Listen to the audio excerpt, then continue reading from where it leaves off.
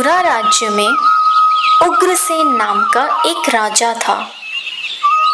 उसने अपनी पुत्री देवकी का विवाह वासुदेव नाम के युवक से तय किया। देवकी का भाई कंस, जो कि बहुत ही क्रूर, दुष्ट और निर्दयी था, देवकी से अत्यंत प्रेम करता था। इसीलिए विवाह संपन्न होने के बाद कंस स्वयं उसको छोड़ने ससुराल गया। जब वह रथ में जा रहे थे, तब बीच रास्ते में उनको आकाशवाणी सुनाई दी। हे दुष्ट कंस, तूने इस धरती पर बहुत पाप किए हैं, इसलिए इस धरती पर से तेरे पाप नष्ट करने के लिए देवकी का 8वां पुत्र जन्म लेगा और वही तेरा विनाश करेगा। यह सुनकर कंस अत्यधिक भयभीत व क्रोधित हो गया। वह बीच रास्ते में से ही रथ को वापस मथुरा ले गया और देवकी और वासुदेव जी को बंदी गृह में डालकर बंदी बना दिया। समय बीतता गया। कुछ समय बाद देवकी की पहली संतान हुई। जैसे ही कंस को इसकी सूचना मिली, कंस ने देवकी की संतान को मार दिया। यह उसके अत्याचार की शुरुआत थी। इस प्रकार कंस ने देवकी के 7 पुत्रों को उनके जन्म के तत्काल बाद ही हत्या कर दी।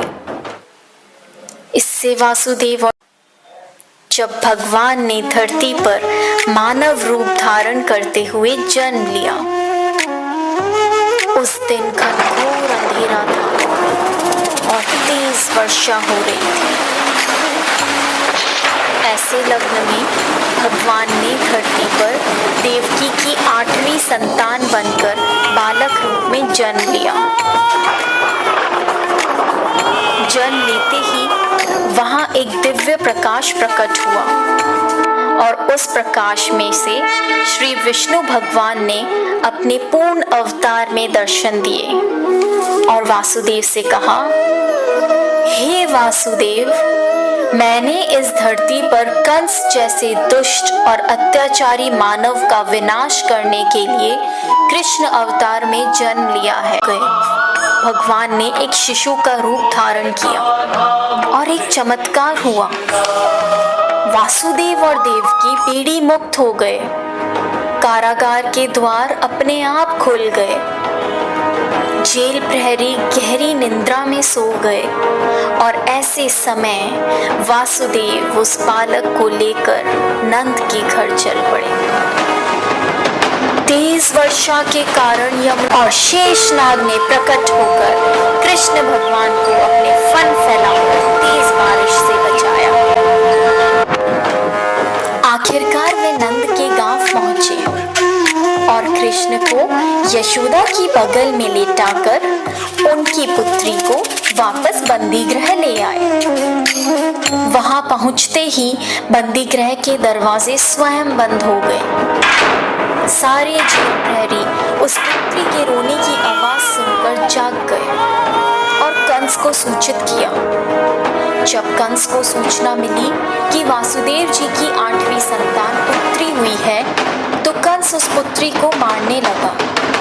अचानक उसमें से एक दिव्य ज्योति के साथ मां शक्ति प्रकट हुई और उन्होंने कहा, हे मूर्ख कंस, निर्दोष शिशुओं की हत्या करने से तुम्हें कोई लाभ नहीं होगा।